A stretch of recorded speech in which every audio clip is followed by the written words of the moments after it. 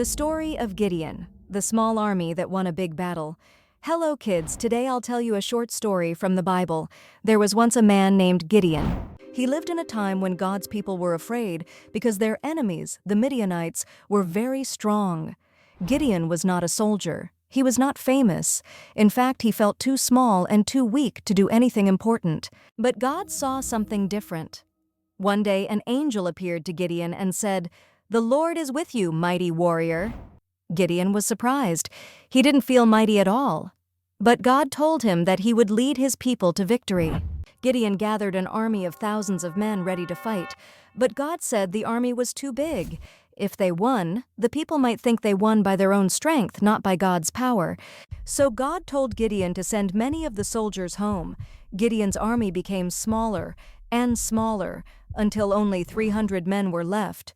Facing a huge enemy army with only 300 men looked impossible. But Gideon trusted God. God gave Gideon a special plan: no swords, no big weapons. Instead, each soldier carried a trumpet, a jar, and a torch hidden inside the jar.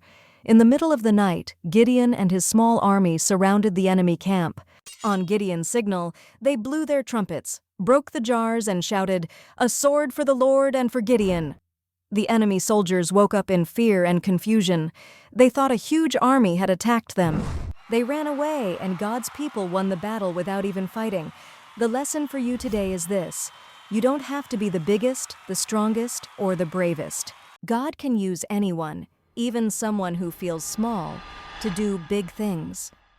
When you trust God, He gives you the courage you need and helps you win battles that seem impossible. Thank you for listening.